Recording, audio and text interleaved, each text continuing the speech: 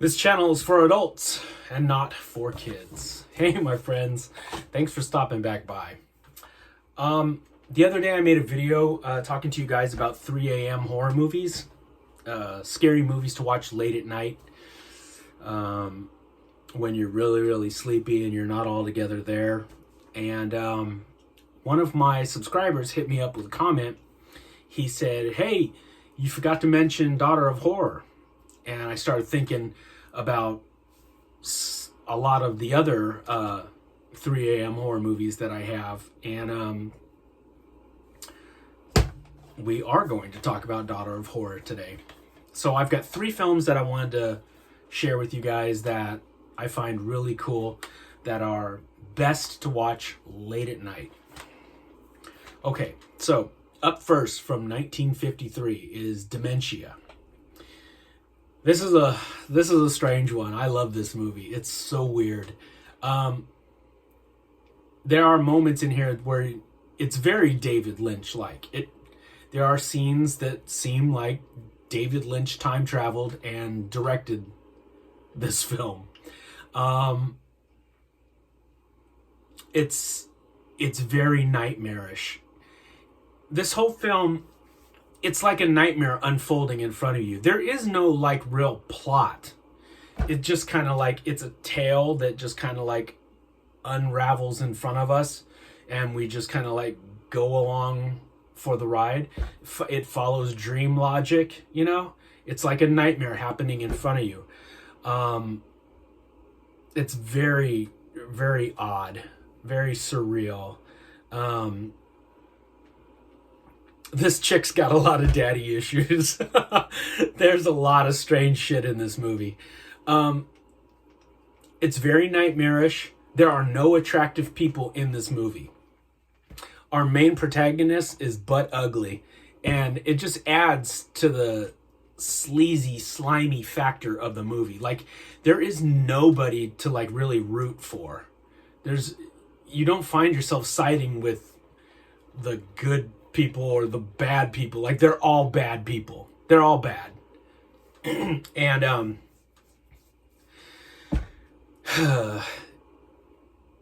there's 2 versions of this film on this disc. So you get the 1953 Dementia, and then right after I watch Dementia, I always watch the other version, Daughter of Horror. And it's enjoyable also, but for different reasons. The Daughter of Horror version is a lot cheesier, because it's got this crazy narration by Ed McMahon. Yes, that Ed McMahon from The Tonight Show with Johnny Carson.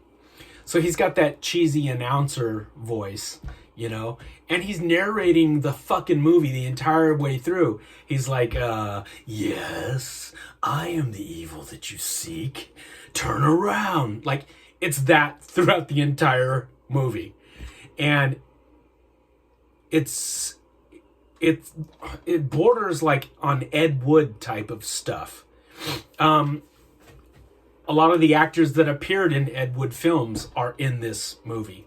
So it's, if you took David Lynch and Ed Wood and they had a love child, this would be it. This version, The Daughter of Horror, this is the movie that the teenagers, the 30-year-olds in The Blob, are watching in the movie theater. You know, when Steve McQueen, they go into the movie theater asking the other kids to come look at the meteor that landed. They're watching Daughter of Horror, and you can hear Ed McMahon's voice in The Blob, you know, doing his crazy narration. The, yes, I am here. He's doing that shit. But it's very bizarre. It's very Ed Wood meets David Lynch. Bizarre moments. It's got a couple scenes that are actually kind of scary looking. There's a scene in the cemetery with a masked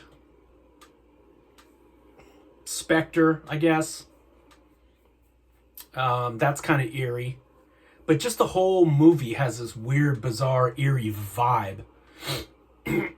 Like, it's more than just the sum of its parts. Like, added all together, it gives you a really freaky, looking over your shoulder, creepy vibe to it. So I recommend that one. My subscriber was correct. That is another great 3 a.m. horror movie to watch. Okay, up next. I'm not a huge fan of French cinema.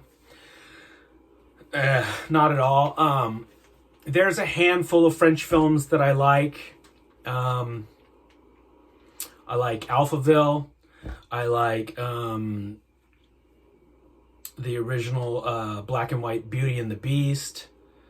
There's a handful of French films that I like. Most of French cinema, I think, is just pretentious shit. But there's a nice little amount that I enjoy. This is one of them. This is Eyes Without a Face from 1959. This is a really cool movie that bombed when it came out because it was too art house for the horror audiences, and it was too horrific for the art house crowd. But I like both of those genres, so I eat this shit up. This is a really cool movie. So it's basically the story of a doctor whose daughter is disfigured, and he kidnaps hot French girls and cuts off their faces and puts it on his daughter's face. And, then she's pretty for 2 or 3 days, and then the skin starts to rot. The procedure doesn't take. Her body rejects it, and the skin starts dying, And she's got this horrific looking face. She looks like a Cenobite from Hellraiser, because it's cut off skin and just muscle tissue underneath. I'm pretty sure this is what Billy Idol was singing about in that song of his, Eyes Without a Face. I'm pretty sure he was inspired by this, at least in the title. But this is a really good movie. Really, really horrific, but done in a really classy way. So if you like art house films and you obviously like horror films, this is a good one to try out. Like I said, I am not the world's biggest French film fan, but this is one that I dig, that comes from France. Okay, this next one is really cool. This is this came out the same year as Star Wars. This came out in 1977. This is The Child, and this is my old Something Weird video DVD. I did get to upgrade this one to Blu-ray. If you guys get a chance, if you guys can find this copy by Arrow, I really suggest picking this one up. It looks beautiful. The Child is a crazy film. So the child in question is this shitty little girl. She's just like a brat. And she has telekinesis. So like Carrie, she's telekinetic. She's got these mind powers. She can move shit with her mind. And she strikes up a deal with... there's these monsters that live in the forest behind her house, in a cemetery. There's these monsters that they never come out and really say what the hell they are. If they're ghouls, they're kind of zombie-ish, but not really. They're more like monsters than undead people. But they look all kind of like, they're all like rotten. And, oh wait, there might be a picture of one on the reversible artwork. Hold on a second.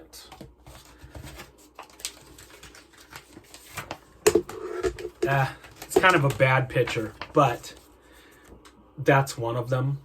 So like they've got like this black skin with these white markings around them that look, that is a bad picture, but they look skull-like because it's like, white outlined, and they've got, you can't tell there, they've got like sharp teeth, and they look like ghouls. I'm gonna call them ghouls because they're way too monstrous looking to be zombies. But they're pretty damn creepy when they show up. Anyway, so this little girl with these mental powers strikes up some sort of bargain with these monsters where she brings people and animals to the cemetery to feed to these things. And in return, the monsters will bump off anybody she doesn't like. This movie feels like they had a bunch of ideas and they just kind of threw them all together. Like they wanted to make a monster movie, and then they wanted to maybe they wanted to cash in on the popularity of Carrie. Yeah, because they never really come out and explain, like, well, did the little girl resurrect these things with their powers, or they never really narrow it down. But basically, there's a bunch of monsters that eat people, and this little girl uses her shitty powers to sacrifice people to these things. I know it sounds stupid, but it's really cool. This movie has a really pretty girl in it. Not the little girl, but the main chick that we follow is a like a school mistress, basically a tutor who comes out to this farmhouse to teach this little shit. She like lives there on the farm with them, and she's supposed to be the tutor for the child. And then all hell breaks loose. The monsters are done really cool. It's just a bizarre fucking movie, but it's really good. And at 3 a.m., this is one that you'll really like. You'll just sit there watching it like, what the hell am I watching? But it's hard to look away. Yeah, that's how that movie feels. It's like, wait, what? What is happening? But you keep watching, and then another weird thing will happen, and you'll go like, what? And then something else weird will happen, and then the handyman gets eaten by monsters, and you're just like, okay, I'm just gonna watch.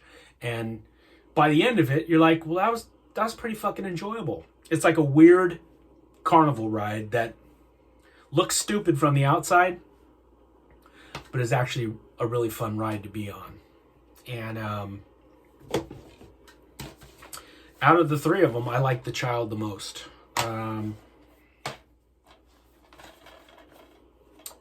Then probably Dementia. And Eyes Without a Face, I probably like last, but it's still good. Anyway, those are 3 more bizarre, strange horror movies to watch at 3 a.m. in the wee hours of the night. I think I have a really cool book that I wanted to show you guys. So probably this weekend I've got like a really cool book to show you. And I've got some more stuff on order, some creatures that should show up pretty soon. I can talk about those. But more than likely I will just dig into the collection and pull out some cool creatures to show you guys this weekend. So, if you guys can think of any other really cool, bizarre films, hit me up and let me know. And odds are I probably own them. And we can talk about those too.